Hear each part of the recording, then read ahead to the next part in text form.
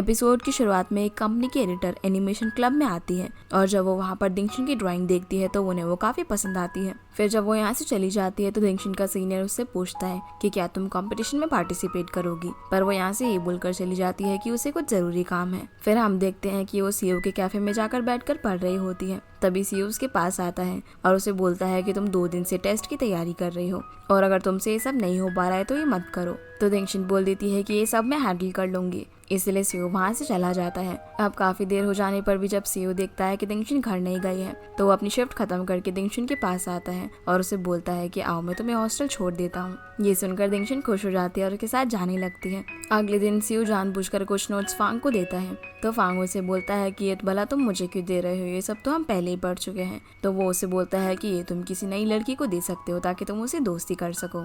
ये देखकर उसे काफी अच्छा आइडिया आता है और वो इन नोट्स को जिया को दे देता है क्योंकि उसने भी कंप्यूटिंग डिपार्टमेंट में आने के लिए इंटरव्यू दिया था। जिया अब ये नोट्स लेकर अपनी फ्रेंड्स के पास जाती है तो इन्हें देखते ही दिंगशिन समझ जाती है कि ये सीईओ के नोट्स हैं, इसीलिए दिंगशिन इन नोट्स को उससे बोरो कर लेती है। अगले सीन में हम दिंगशिन को फिर से सीईओ के कैफे में देखते हैं। फिर सीईओ उसके साथ ही लंच करता है और पूछता है कि तुम्हारी टेस्ट की तैयारी कैसी चल रही है। तब दिंगशिन उसे उसके दिए हुए नोट्स दिखाती है और बोलती है कि इनके सहारे तो मैं जरूर टेस्ट में पास हो जाऊंगी। जिसके बाद सीईओ दिंगशिन का रिजल्ट देखने के लिए बोर्ड पर आया होता है जहाँ वो उसकी लगी हुई ड्राइंग भी देखता है, जिसे देखकर वो काफी खुश हो जाता है। अब जब दिंगशिन वहाँ पर आकर अपना रिजल्ट देखती है तो उसे पता चलता है कि वो टेस्ट में पास हो गई है, जो सुनकर वो काफी खुश हो जाती है। दूसरी तरफ प्रोफेसर ये सीईओ को बता रहे होते हैं कि दिंगशिन ने टेस्ट पास कर लिया है और उसके रिजल्ट देखकर मैं काफी इम्प्रेस हूँ क्योंकि उसके सोल्यूशन निकालने का तरीका बिल्कुल तुम्हारे जैसा ही था। तो सीईओ ने कहता है कि आपको हैरान नहीं होना चाहिए क्योंकि वो काफी अच्छी स्टूडेंट है। तभी वहाँ पर दिंगशिन सीईओ को ये बताने के लिए आ जाती है कि वो टेस्ट में पास हो गई है। प्रोफेसर उसे बताते हैं कि मैंने तुम्हारा टेस्ट पेपर देखा है और तुम्हारा रिजल्ट काफी अच्छा है, लेकिन अब असेसमेंट पेपर भी आने वाले हैं तो इसीलिए उन पर फोकस करना। ये बोलकर वो यहाँ से चले जाते हैं। दिंगशिन अब सीईओ को कहती है कि मैं अब तुम्हारे साथ अब्रॉड जाने के लिए एक स्टेप करीब आ गई हूँ।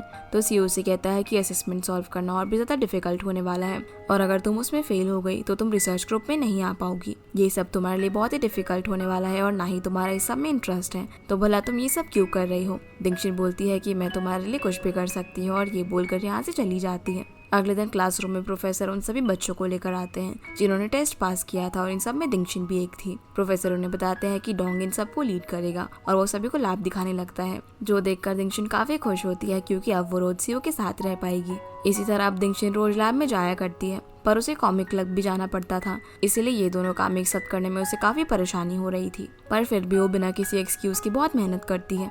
जिसके बाद हम दिंगशिन को सीईओ के रेस्टोरेंट में देखते हैं जहाँ वो उसे बोलती है कि उसे अभी तक प्रोग्राम में कोई भी बग्स नहीं मिल पाए। सीईओ उसे कहता है कि अगर तुम इतना काम करोगी तो तुम थक कर परेशान हो जाओगी और आखिरकार तुम अपने आप को इतनी तकलीफ क्यों दे रहे हो। फिर वो उसका काम करवाने में उसकी हेल्प करता है। जिसके बाद प्रोफेसर दिंगशिन को एक असेसमेंट सॉल्व करने के लिए देते हैं और कहते हैं कि अगर तुमने इसे सॉल्व कर लिया तो तुम रिसर्च ग्रुप की परमानेंट मेंबर बन जाओगी। इसीलिए दिंगशिन उस असेसमेंट को सॉल्व करने की पूरी कोशिश कर रही होती है। दूसरी तरफ हम सीईओ को प्रोफेसर से बात करता हुआ देखते हैं जहाँ वो प्रोफेसर से कहता है कि आप दिंगशिन के साथ नाइंसाफी कर रहे हैं क्योंकि आपने उसे फर्स्ट ईयर के बजाय फाइनल ईयर का असेसमेंट सॉल्व करने के लिए दिया है, जो कि उसके लिए काफी डिफिकल्ट होगा। तभी सीईओ अपने काम में कोई गलती कर देता है तो प्रोफेसर उसे कहते हैं कि आखिर तुम्हारा ध्यान कहाँ है और दिंगशिन के साथ साथ तुम्हें भी जरा सोचने की जरूरत है। ये बोलकर वो यहाँ से चले जाते हैं। दिंगशिन अब उस क्वेश्चन के सोल्यूशन के लिए सीईओ के पास जाती है तो फाइनली सीईओ उसकी मदद करने के लिए तैयार हो जाता है, जहाँ दिंगशिन काम करते करते सीईओ की ड्राइंग बनाने लगती है। जब सीईओ उस ड्राइंग को देखता है तो उसे कहता है कि ये काफी अच्छी है, पर दिंगशिन बोलती है कि मुझे नहीं लगता कि ये पहली वाली ड्राइंग से ज्यादा अच्छी है। इसी बीच हमें फ्लैशबैक के थ्रू पता चलता है कि दिंगशिन ने स्कूल टाइम में ड्राइंग कंपटीशन में सीईओ की ड्राइंग बनाई थी और अब सीईओ को भी ये पता चल चुका था। तो वो उससे बोलते हैं कि आखिर तुमने मुझे ये क्यों बताया, तुमने तो कहा था कि एक सीक्रेट है। दिंगशिन उसे कहती है कि मैं तुम्हें पसंद करती हूँ और मुझे पेंटिंग करना भी बहुत पसंद है, तो अगर तुम्हें ये दोनों बातें पता है तो बाकी सब क्या सीक्रेट रखना। जो सुनकर सीईओ कहता है कि तुम्हें वही करना चाहिए जो तुम्हें सच में पसंद हो। तो दिंगशिन बोलती है कि हाँ मैं वही कर रही हूँ और ये बोलकर क्वेश्चन सॉल्व करने लग जाती है। फिर जब वो उसे सॉल्व करके सीईओ को दिखाती है तो वो उसमें उसकी गलतियां निकालने लगता है और इसको दोबारा से सॉल्व करने के लिए बोलता है। तो दिंगशिन कहती है कि हम दोनों तो अब भी वैसे ही जैसे हम हाई स्कूल में थे, तुम अभी भी मुझे कितना स्ट्रिक्टली पढ़ाते हो। तो सीईओ बोलता है कि तब से अभी तक तुम कुछ भी प्रोग्रेस नहीं कर पाई हो। दिंगशिन कहती है कि मुझे कोई चिंता नहीं है क्योंकि तुम मेरे साथ हो, इसलिए मैं जरूर पास हो जाऊंगी। ये सुनकर सीईओ यहाँ से जाने लगता है तो दिंगशिन भी उसके पीछे पीछे जाती है। सीईओ उसे बोलता है कि अब भी तुम्हारे पास टाइम है, इसलिए तुम फिर से सोच लो और वही करो जिसमें तुम्हें सच में इंटरेस्ट हो। पर दिंगशिन मना कर देती है और बोलती है कि मैं आज रात लैब में रुककर उस क्वेश्चन को सॉल्व करूंगी। दूंगी। ये बोलकर वो वापस से लैब में चली जाती है। इसीलिए सियू भी यहाँ से जाने लगता है, लेकिन तभी लाइट चली जाती है, जो देखकर सियू को उसकी काफी फिक्र होने लगती है, क्योंकि दिंगशुन को अंधेरे से डर लगता था। इसलिए वो भागते हुए लैब में जाता है और दिंगशुन को आवाज लगाने लगता है, पर दिंगशुन उसके पास आकर उसे डरा देती है, जिस वजह से दोनों एक दूसरे के ऊपर गिर जाते हैं। पर तभी लाइट वापस आ जाती है और दिंगशुन सियू से पूछते हैं कि तुम यहाँ पर वापस क्यों आए हो। तो सियू झूठ बोल देता है कि मैं तो ये चेक करने के लिए आया था कि कहीं डाटा मिसिंग ना हो गया हो। अगले दिन दिंगशुन असेसमेंट का सोल्यूशन प्रोफेसर को दिखाती है, जो देखकर वो उससे काफी इम्प्रेस हो जाते हैं और उसे बोलते हैं कि वैसे तुम्हारा आंसर सियू से काफी मिलता जुलता है। सियू के अंदर इस चीज को करने का पैशन है, लेकिन तुम्हारे अंदर ये पैशन नहीं दिखाई देता, इसीलिए तुम रिसर्च को ज्वाइन करने से पहले इसके बारे में अच्छे से सोच लो। लेकिन वो अब भी इस ग्रुप को नहीं छोड़ने वाली थी। जिसके बाद दिंगशुन सियू की सीट के पास जाकर एक चॉकलेट का बॉक्स रख देती है, उसे थैंक यू कहने के लिए, क्योंकि उसने उसकी पढ़ाई में काफी मदद की थी। जो चीज डोंग देख लेता है और उसे बोलता है कि तुम तो सियू के लिए इतने सैक्रिफाइसेस किए जा रही हो, लेकिन वो तुम्हारे लिए कुछ भी सैक्रिफाइस नहीं कर रहा। वो उसको उसके खिलाफ भड़काते हुए कहता है कि सियू ने ही प्रोफेसर को मना किया है कि तुम रिसर्च डिपार्टमेंट के काबिल नहीं हो। दिंगशुन उसे जवाब में बोलती है कि मैं ये चाहती भी नहीं कि सियू मेरे लिए कुछ सैक्रिफाइस करे, और ये बोलकर वहाँ से चली जाती है। पर बाद में वो इस सब के बारे में सोचकर अपसेट हो रही थी।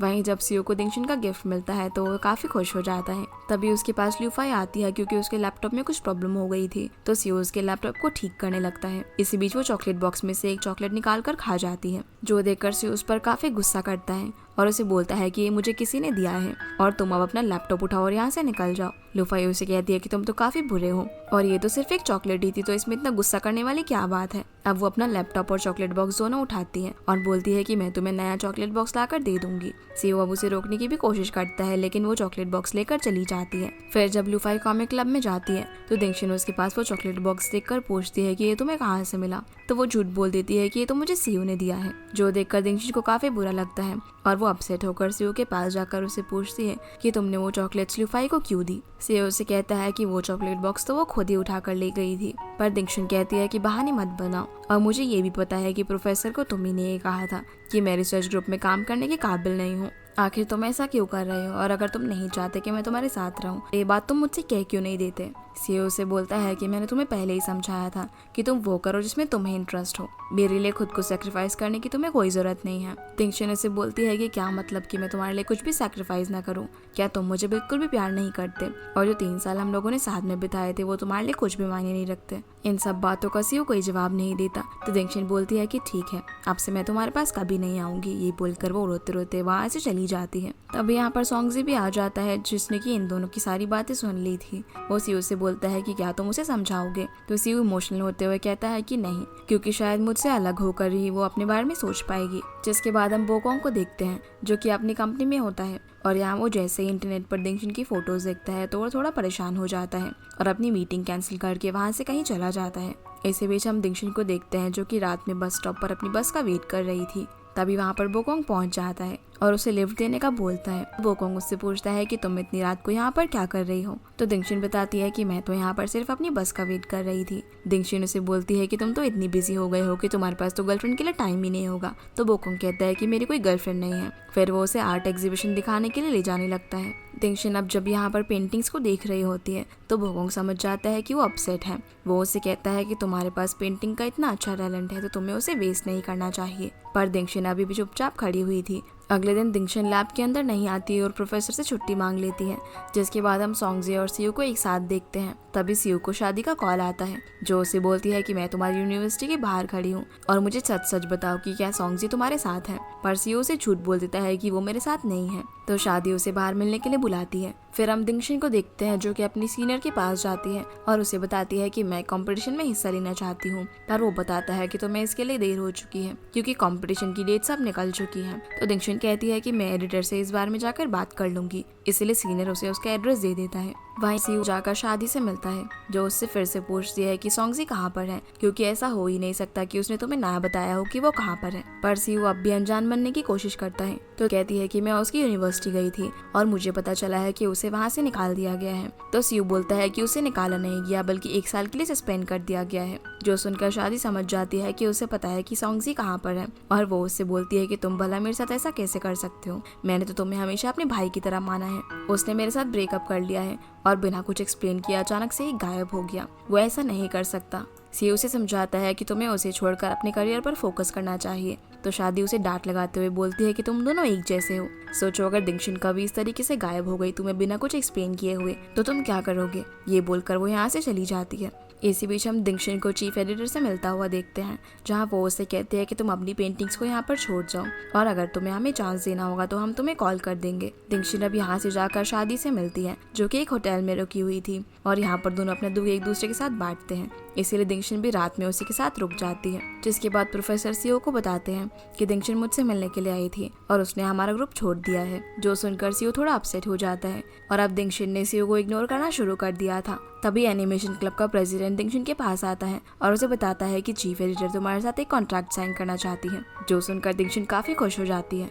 बाद में वो कॉन्ट्रैक्ट साइन करने के लिए ऑफिस जाती है, जहाँ वो कॉन्ट्रैक्ट को रीड करने के लिए थोड़ा टाइम मांगती है, लेकिन एडिटर बोलती है कि हमारे पास ज्यादा वक्त नहीं है, इसलिए दिंगशिन उस पर ट्रस्ट करके कॉन्ट्रैक्ट को बिना पढ़े ही साइन कर देती है। इसी बीच हमें पता चलता है कि ये सब बोकोंग ने करवाया है। फिर वो एनिमेशन क्लब के सभी मेंबर्स को डिनर पर बुलाता है, जहाँ सीओ और दिंगशिन भी आए हुए थे। डिनर पर लूफाई बोकोंग की काफी तारीफ करती है और उसे पता चलता है कि ये सभी लोग तो पहले से एक दूसरे को जानते हैं। फिर वो सीओ को वैसा ही चॉकलेट बॉक्स देती है जो कि उसने उस दिन उससे ले लिया था। ये सब दिंगशिन भी देख रही थी, लेकिन वो इस पर कुछ भी नहीं कहती। डिनर के वक्त दिंगशिन बोकोंग की दी हुई डिश खाती है, जो कि अब उसे ज्यादा पसंद भी नहीं थी। ये देखकर जियो को काफी बुरा लगता है।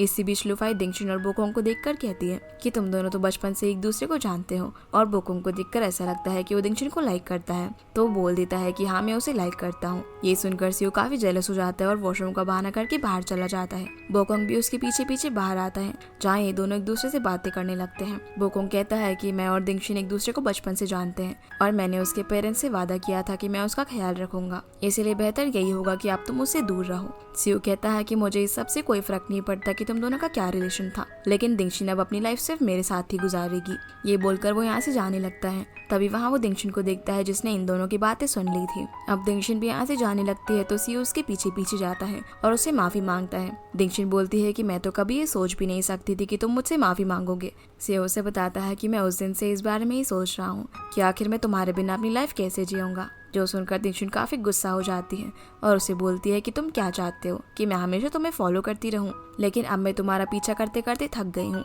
इसलिए मैं ये सब कुछ यहीं पर खत्म कर रही हूँ। ये बोलकर दिंगशिन अपसेट होकर यहाँ से चली जाती है। अब जब दिंगशिन घर जा रही होती है तभी रास्ते में बोकोंग उसे पिक कर लेता है और उससे पूछता है कि क्या तुमने हमारी बातें सुन ली थी, तो दिंगशिन बोलती है कि मैंने सिर्फ थोड़ी सी ही बात सुनी थी।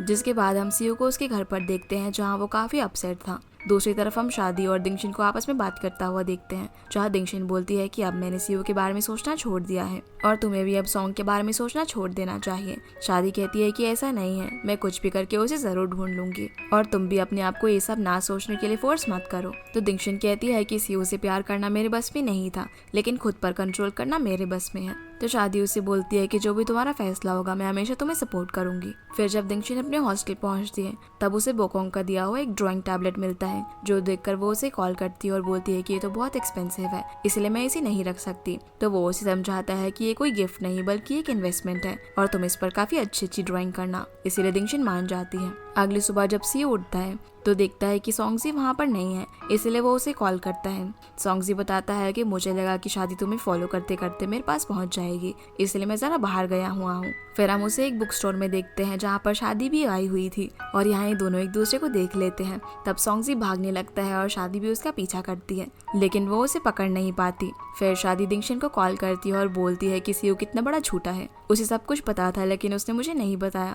सीओ अपने घर जा रहा होता है तो ये दोनों भी उसका पीछा करते हैं, लेकिन ये बात सीओ को पता चल जाती है तो पीछे मुड़कर देखने लगता है, तो ये दोनों भी पीछे मुड़ जाती हैं। पर जब ये दोनों वापस मुड़कर देखती है तब तक सीओ वहाँ से जा चुका था। सीओ अब सॉन्गजी के पास पहुँचता है, तो उसे बताता है एकदम चिंता मत करो, वो यहाँ तक नहीं पहुँच पाएंगी। लेकिन दिंगशिन और शादी उसके रूम के बाहर खड़े होकर उसकी बातें सुन रही थे और वो सीओ को आवाज लगाते हुए कहती है कि दरवाजा खोल दो, मुझे पता है कि तुम दोनों अंदर हो। जो सुनकर सॉन्गजी बाथरूम में जाकर छुप जाता है। अब जैसे ही सीओ दरवाजा खोलता है तो ये दोनों अंदर आ जाती है। शादी अब सॉन्गजी को वॉशरूम से बाहर आने के लिए बोलती है और जैसे ही वो बाहर आता है तो वो उसे पीटने लगती है। ये देखकर दिंगशिन उसे रोकने की कोशिश करती है, लेकिन वो तो सीओ और उसे बाहर निकाल कर बोलती है कि मुझे सॉन्गजी से अकेले में बात करनी है। है। अब ये दोनों बाहर खड़े हुए थे तो सीयू दिंगशुन से पूछता है कि चलो मैं तुम्हें यूनिवर्सिटी छोड़ देता हूँ, पर वो मना करते हुए बोलती है कि मेरा बैग अंदर है, इसलिए हम लोग बाहर ही वेट करते हैं। दूसरी तरफ शादी सॉन्ग से लड़ाई कर रही होती है। दी उसे बोलती है कि तुम भला मेरे साथ ऐसा कैसे कर सकते हो, तुमने कहा था कि हम लॉन्ग डिस्टेंस रिलेशनशिप में रहेंगे, लेकिन तुम्हारी लाइफ में जरा सी गड़बड़ किया है, तुम अपनी सारी मुसीबतों से इस तरह छुपते फिर रहे हो। अब क्योंकि शादी उसे बहुत ज्यादा सुना रही थी तो सॉन्ग उसे चुप होने का बोलता है। दी की काफी ज्यादा लड़ाई हो जाती है और गुस्से में शादी वहाँ से बाहर चली जाती है, पर उसके वहाँ से जाने पर सॉन्गजी को रियलाइज होता है कि उसने क्या कर दिया। इसलिए वो बाहर जाकर सीओ और दिंगशुन से पूछता है कि शादी कहाँ पर गई, पर वो दोनों तो अपनी बातों में ही बिजी थे, इसलिए उन्होंने उस पर ध्यान नहीं दिया। अब ये लोग परेशान होकर उसे हर जगह ढूंढने लगते हैं। तभी देखते हैं कि पास ही में कोई एक्सीडेंट हुआ है। ये देखकर सॉन्गजी की हालत खराब हो जाती है। तभी वहाँ पर शादी भी आ जाती है, जिसे देखते ही सॉन्गजी उसे गले लगा लेता है और माफी मांगता है। अब इन दोनों को वापस से रियूनाइटेड देखकर सीओ और दिंगशुन काफी खुश हो जाते हैं। फिर दिंगशुन भी यूनिवर्सिटी वापस चली जाती है और सीओ अपने पेरेंट्स से मिलने के लिए हॉस्पिटल आता है, जहाँ वो अपने पेरेंट्स को एक दूसरे की केयर करते हुए देखकर काफी अच्छा लगता है। तभी उसके फादर उसे भी देख लेते हैं और उससे बात करने के लिए बाहर आते हैं। सीओ ने बताता है कि दिंगशुन भी यहाँ पर पढ़ने के लिए आई है। ये सुनकर उसके फादर खुश हो जाते हैं और कहते हैं कि मुझे दिंगशुन काफी पसंद है। फिर वो उसे बताने लगते हैं कि मैं जियांगलिंग में तुम्हें और तुम्हारी मॉम को भी अपने साथ रखना चाहता था, क्योंकि मुझे लगा था कि बड़ी सिटी में हम अच्छे लाइफस्टाइल में रह पाएंगे,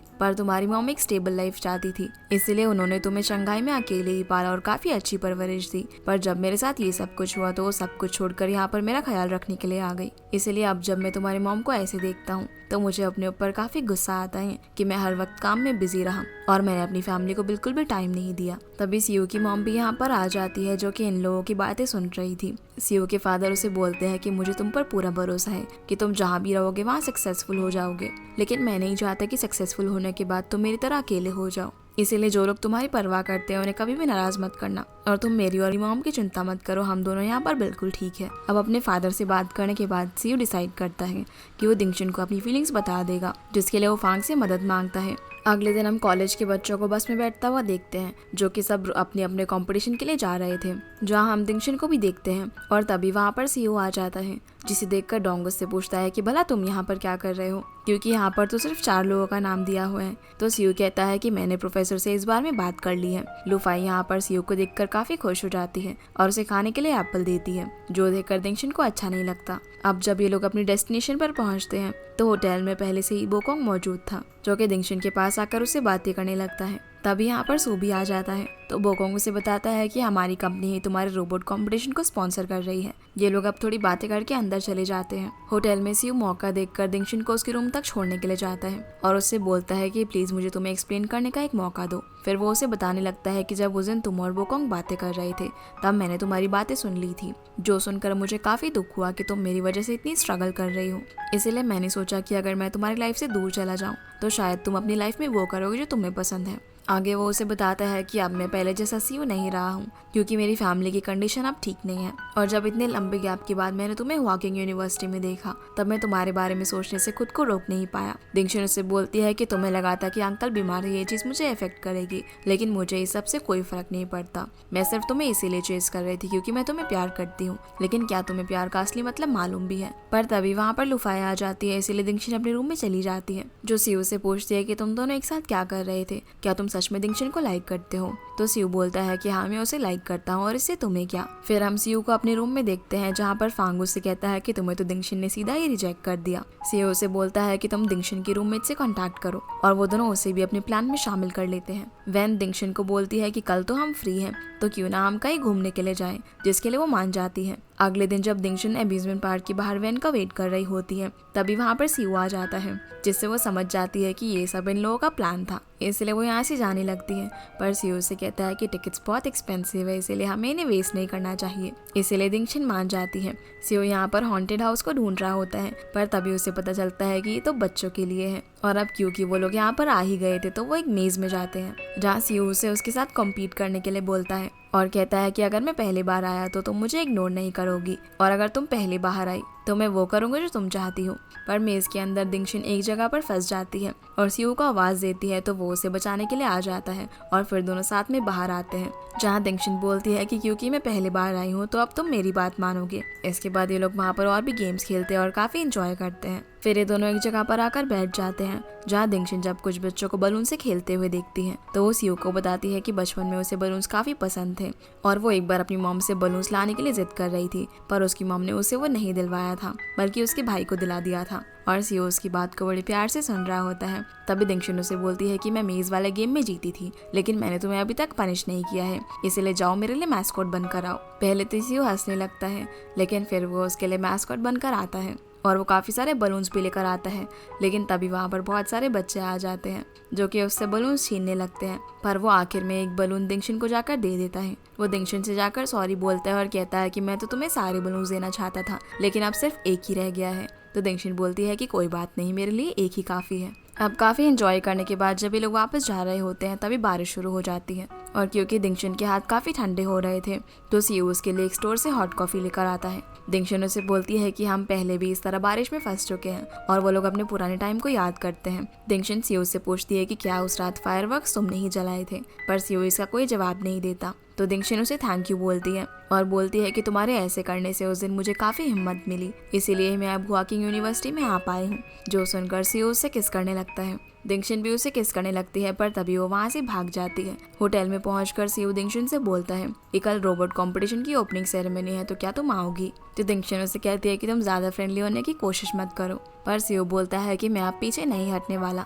तभी वहाँ पर बोकोंग आता है जो दिंगशन से कहता है कि मुझे तुमसे काम के सिलसिले में कुछ बात करनी है। इसलिए वो लोग साइड में जाकर बातें करने लगते हैं, पर पास ही में वहाँ सीयू भी आकर इनकी बातें सुनने लगता है। बोकोंग दिंगशन को बताता है कि इस सिटी में एक कॉमिक बुक कंपनी है जिन्होंने हमें एक ऐप डेवलप करने के लिए बोला है। साथ ही उन्होंने मुझे किसी अच्छे आर्टिस्ट को रिकमेंड करने के लिए कहा है, इसलिए मैं तुम्हें रिकमेंड करना चाहता हूँ। दिंगशन बोलती है कि लेकिन मुझे तो कॉमिक बुक ऐप पर काम करने का कोई भी एक्सपीरियंस नहीं है। बोकोंग कहता है कि तुम इस सब की चिंता मत करो और अगर तुम रेडी हो तो कल मैं तुम्हें डायरेक्टर से मिलवा देता हूँ। दिंगशन बोलती है कि कल तो मुझे बहुत सारे काम करने हैं। बोकोंग कहता है कि कोई बात नहीं, जब भी तुम फ्री हो तो मुझे बता देना। फिर दिंगशन को छोड़ने के लिए सीयू और बोकोंग दोनों ही खड़े हो जाते हैं और उसे साथ में छोड़ने के लिए जाते हैं। सीयू बोकोंग से कहता है कि मुझे दिंगशन से कुछ बात करनी है, इसलिए बोकोंग वहाँ से चला जाता है। उसके जाने के बाद सीयू दिंगशन से कहता है कि ये अपॉर्चुनिटी काफी अच्छी है और तुम्हें इसे मिस नहीं करना चाहिए और कल मेरे कंपटीशन में आना मत भूलना, मैं तुम्हारा इंतजार करूंगा। अगले दिन सीयू रोबोट कंपटीशन वाले हॉल के बाहर दिंगशन का वेट कर रहा होता है तो दूसरी तरफ दिंगशन ट्रक में सामान रख रही थी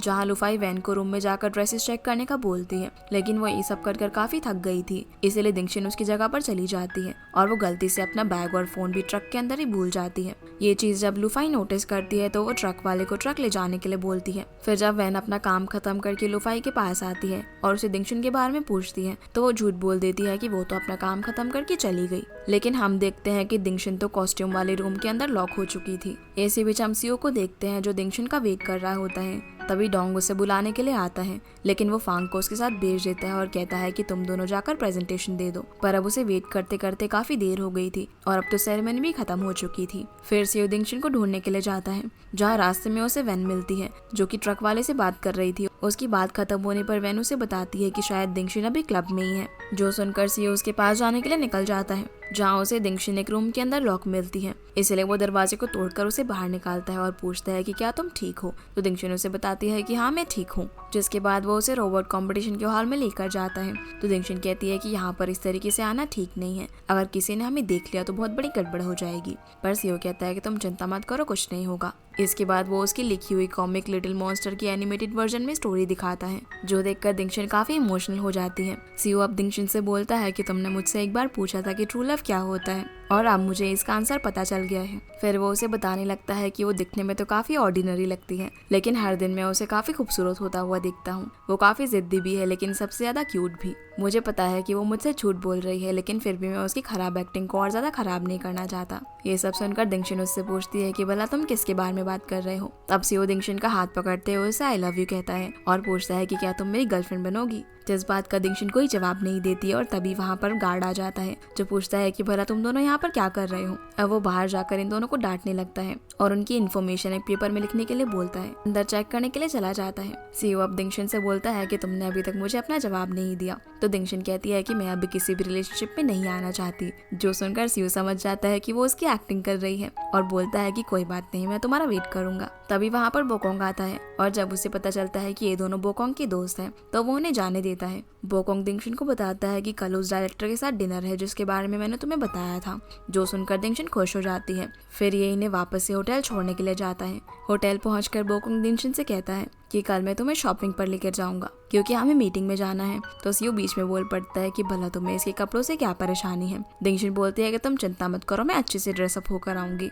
अब इन दोनों को फिर से बहस करता हुआ देखकर दिंगशन वहां से चली जाती है। दिंगशन के जाने के बाद बोकोंग सियो से बोलता है कि मैंने तुमसे कहा था ना कि उससे दूर रहो। तो सियो बोलता है कि मैंने भी तो तुमसे यही कहा था कि मैं उससे दूर नहीं होऊंगा। ये बोलकर वो यहाँ से चला जाता है। अगले दिन सियो रोबोट कंपटीशन की कॉन्फ्रेंस खत्म होते ही वहाँ से जाने लगता है। तो फांग उसे बोलता है कि क्या तुम दिंगशन के पास जा रहे हो तो मैं तुम्हें बता दूं कि वो पहले ही बोकोंग के साथ होटल जा चुकी है। दूसरी तरफ हम बोकोंग और दिंगशन को होटल में देखते हैं। तभी वहाँ पर सियो आ जाता है और दिंगशन से पूछता है कि तुम मेरी कॉल्स रिसीव क्यों नहीं कर रही थी। तो वो उसे बताती है कि मेरे फोन की बैटरी डेड है। बोकोंग अब यहाँ इन्हें इंटरप्ट करते हुए दिंगशन से पूछता है कि क्या तुम मेरे साथ लंच पर चलोगी, पर वो मना कर देती है। और यहाँ वो इन दोनों को फिर से बहस करता हुआ देखकर जूस लेने के लिए जाने लगती है, पर ये दोनों उसे रोककर खुद ही उसके लिए जूस लेने के लिए जाते हैं और उसका फेवरेट ब्लूबेरी जूस उसी स्टाइल में ऑर्डर करते हैं जैसा कि उसे पसंद था। और फिर दोनों अपना अपना ग्लास उसे जाकर थमा देते हैं, पर सियो बोकोंग का लाया हुआ जूस पीने लगता है। बोकोंग अब दिंगशन से शाम में डिनर पर चलने के लिए बोलता है। तो सियो बोलता है कि हाँ, पिछली बार तुमने मुझे ढंग से ट्रीट नहीं की थी,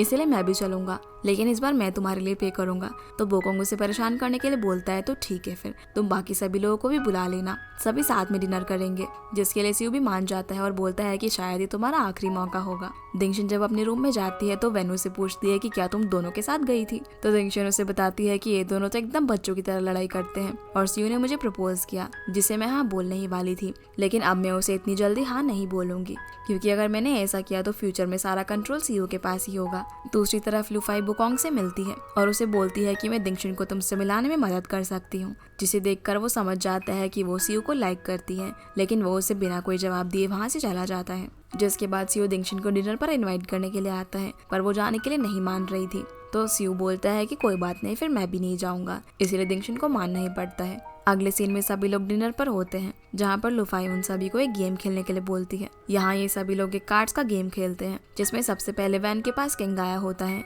तो वो कहती है कि जिसके पास भी नंबर 2 कार्ड है वो मुझे गॉर्जियस बोलेगा। नंबर 2 कार्ड फैंग के पास होता है, इसलिए वो उसे गॉर्जियस बोलता है। अगले राउंड में दिंगशन जीतती है तो वो 2 नंबर्स लेती है और उन्हें आपस में एक दूसरे से कुछ पूछने को कहती है। इसलिए सियो लुफाई से पूछता है कि क्या तुमने हाल ही में कुछ बुरा किया है, जो सुनकर सभी लोग सोचने लगते हैं कि आखिर ये कैसा सवाल है और वो इस क्वेश्चन को इग्नोर करती है। अगले राउंड में लुफाई जीतती है और वो नंबर 5 और 4 को एक दूसरे को किस करने के लिए बोलती है। बोकोंग के पास नंबर 5 और दिंगशन के पास नंबर 4 होता है, जो देखकर सियो दिंगशन से अपना कार्ड एक्सचेंज कर लेता है। बोकोंग बोलता है कि मैं ये नहीं कर सकता और पनिशमेंट के तौर पर मैं ड्रिंक कर लूंगा। तो सियो बोलता है कि मैं भी तुम्हारे साथ ड्रिंक करूंगा क्योंकि मेरे पास नंबर 4 है। डिनर के बाद जब सियो बिल पे कर रहा होता है तभी बोकोंग उसके पास आकर बोलता है कि दिंगशन मेरे साथ खुश रहेगी क्योंकि मैं रिच हूँ और उसे किसी भी चीज की कमी नहीं होने दूंगा। तो सियो बोलता है कि ये सब दिंगशन डिसाइड करेगी।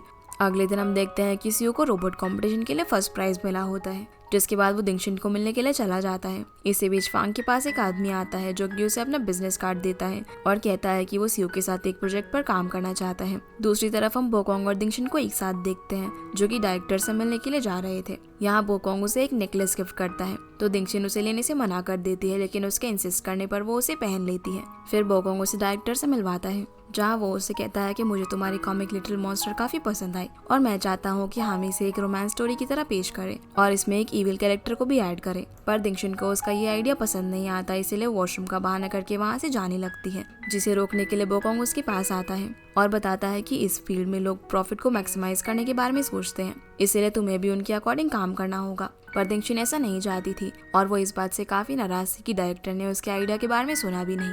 बोकोंग उसे बोलता है कि जब भी किसी आर्टिस्ट के वर्क को कमर्शियल यूज में लाया जाता है तो उसमें कुछ ना कुछ चेंजेस किए ही जाते हैं, जो सुनकर दिंगशन कुछ सोचने लगती है। और इसी के साथ ये एपिसोड यहीं पर खत्म हो जाता है। तो गाइस, ये थी आज की वीडियो एंड आई होप आप लोगों को ये वीडियो पसंद आई होगी। तो इस वीडियो को लाइक कर चैनल को सब्सक्राइब जरूर कीजिएगा। आपसे फिर मिलते हैं अगले एपिसोड में, तब तक के लिए गुड बाय।